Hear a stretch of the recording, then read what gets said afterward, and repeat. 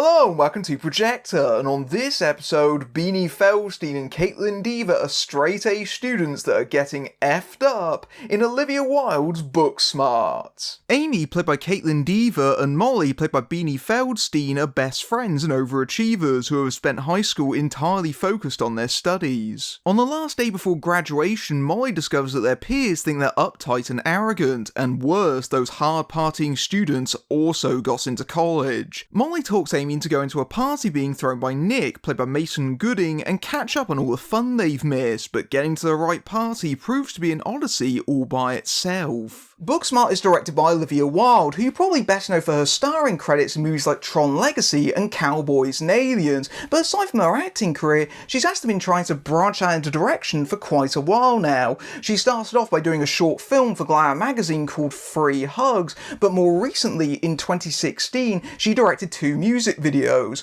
No Love Like Yours for Edward Sharpe and the Magnetic Zeros, and Dark Necessities for the Red Hot Chili Peppers, and Booksmart marks her feature directorial debut. Booksmart has been kicking around for quite a while now. It was on the blacklist all the way back in 2009, the list of the best unproduced screenplays, but it languished in development hell. It was picked up by Gloria Sanchez Productions, the female comedy offshoot of the company headed up by Will Ferrell and Adam McKay, who are executive producers here, and the film passed through a number of different hands, including Susanna Fogel, who went on to direct The Spy Who Dumped Me last year. That's why the finished version of Booksmart is actually credited to 4 different writers, but the most recent of which is Katie Silman, who previously wrote How to Be Single and Isn't It Romantic, and she was hired by Wilde to essentially do a page 1 rewrite on a project that by this point was reaching a decade old. And what Silman and Wilde and the rest of the cast and crew have created is a high school comedy that feels very modern and relevant to its intended audience. The most obvious point of comparison for Booksmart is Superbad, which is basically a female-centric version of,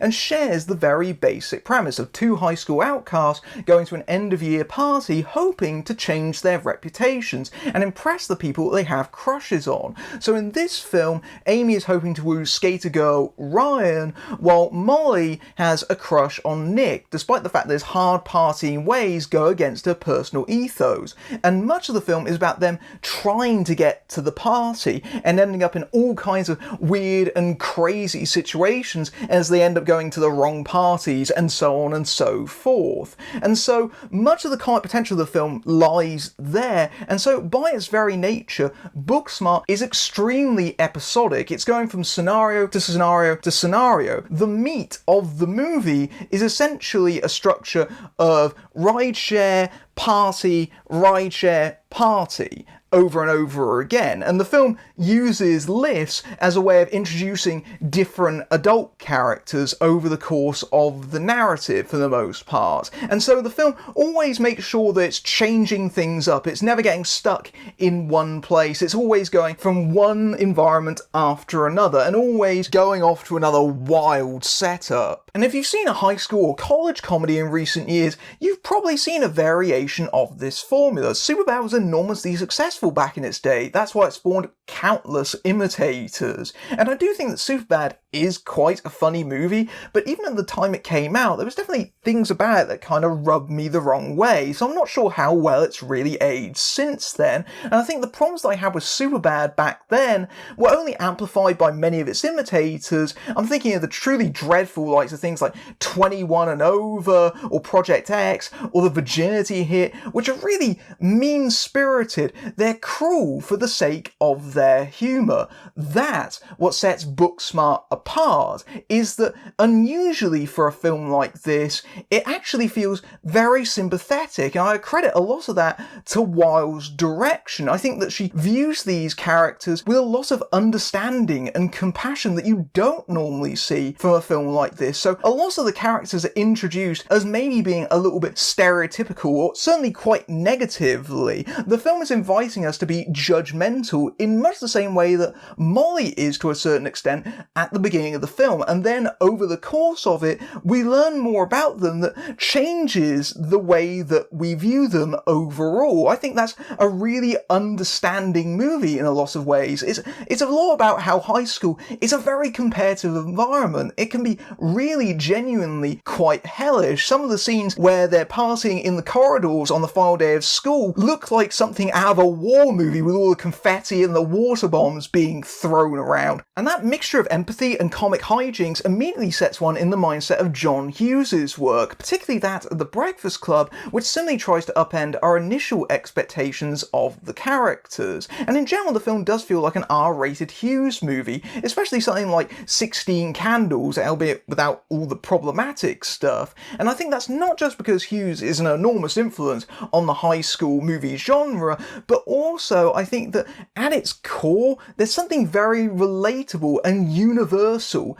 about it. We all go through it, and we all share those same hopes, fears, and anxieties at that point in time. So the setting may change, the era may change, there's a lot more technology these days, but at the centre of it, high school does remain fundamentally the same. And I think that what this film tries to do, and it's not the very first example, it tries to take this bad behaviour teen comedy that we've seen countless iterations of, particularly from male points of view, and just tries to make it more inclusive. What it reminded me of also was the very recent Blockers that came out last year, and it does share actually the fact that both movies have lesbian main characters in them. I think that they're trying to take what has been established before and make it feel more relevant. That's always what high school movies are doing. They're building on what has been done before, but just updating it for the times, and Booksmart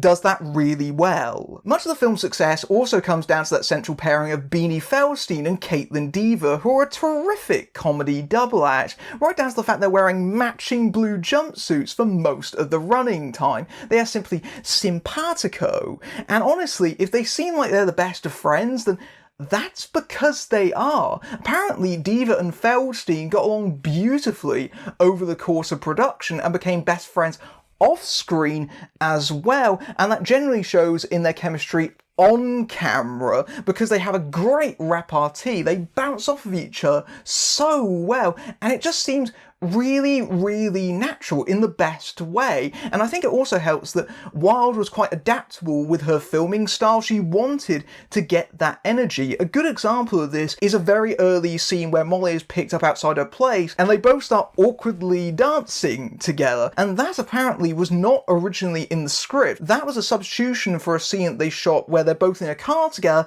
and it just fell flat. And instead, they came up with this new scene that was inspired by the fact they were already doing that between takes. They just put it in the movie, and that's what's great about the both of them, is that it seems really uninhibited. They feel like best friends in the way that they have in-jokes and foibles and eccentricities, and they're really honest with each other. They talk openly about their sexuality over the course of the film, but not in a raunchy way, but in a way that feels genuine and sincere, and that's the most important part. And when the comedy's going on around them, their reactions always make sense. Dever is playing the more timid, maybe more innocent of the pair who awakens over the course of the night, and Feldstein is playing perhaps the more uptight, and both of them learn to eventually shed their inhibitions over the course of it, and it's really nicely played by the both of them, and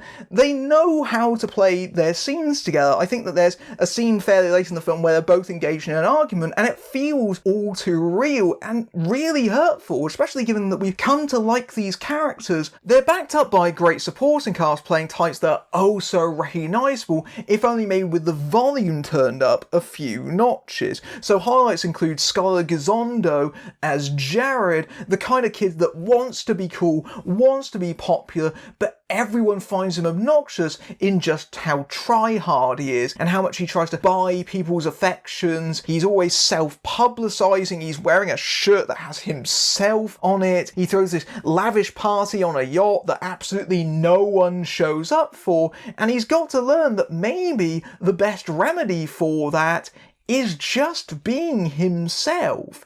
But certainly I think the one that absolutely steals the movie, almost steals it from Diva and Feldstein, is Billie Lourd, Carrie Fisher's daughter, playing Gigi, this drug-addled wild child that is one of the film's best running jokes. She's always showing up at the next party no matter what. She may be diving off the yacht in one of the earlier scenes of the movie, but then she'll just show right back up again, and the film is almost calling attention to how episodic it is in that moment. It's almost breaking the fourth wall there, and Lord just leans into it. And the filmmakers apparently knew that they had something with her character because they just kept adding more bits for her over the course of filming, and she is hilarious. She is such a scene stealer and is having so much fun in this role. She pretty much walks away with this movie. She is genuinely hysterical. This also includes a number of familiar faces popping up as adult authority figures that they cross paths with over the course of the night. This includes Jason Sudeikis, Wilde's fiancé, as the school principal, who turns up in the middle of the movie to deliver probably one of the biggest set piece laughs, certainly of my audience, even though he only gets a few minutes of screen time overall. You've also got Jessica Williams playing Miss Fine, the teacher that Amy and Molly are best friends with, and over the course of the night we learn that she has a hard partying side herself, even if I ultimately wasn't the hugest fan of the direction that they took that character overall. And Lisa Kudrow and Will Forte also turn up as Amy's very supportive, if conservative, parents, and they pop up occasionally to be very naive and a little bit clueless. They're only in the movie for a very limited amount of time, and I actually wouldn't have minded seeing a bit more of them personally. I think that the little bit that we do see of them is quite funny, but of course the film's not really about them. I do think that there are a couple of characters that don't quite transcend beyond stereotype. For example, the drama students are exactly what you would expect, and they fell flat for me, especially the murder mystery party element of it. That setup in that sequence isn't really fully explored. It's kind of just immediately pushed aside, which is obvious considering what happens during the course of that particular party, but nevertheless, they could have drew a little bit more humour from that. It does feel a little bit stock in terms of their characterisation. For a first time, Wilde's direction is really on point. She always keeps it pacey and punchy, never lingering too long on one beat, always trying to keep the energy up. Some films of this type are particularly guilty of the dreaded linerama, where you just keep in all the improvisation. Booksmart tries to cut that off at the pass and not let it drag it down. If I did have issues, I do think the first act of the film,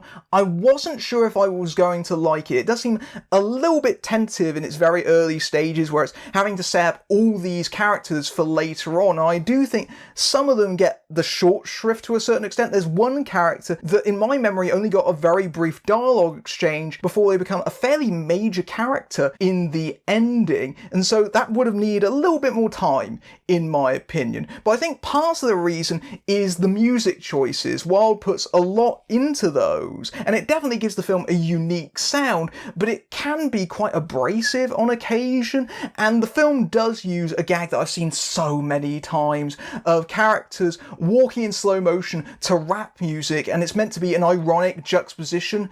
I'm so tired of that joke in comedies. I just don't want to see it anymore, basically. But aside from that, there's a lot of invention here. I think that Wilde is genuinely ambitious of what she's trying to do here, which is great to say about a comedy, because too often they're shot flat because they're working around improvisation. Here, there's a lot of really complicated, very gorgeous looking shots at points. There's a lot of continuous takes. There's a great shot that follows Amy as she dives into a swimming pool for a key moment, and it just looks stunning.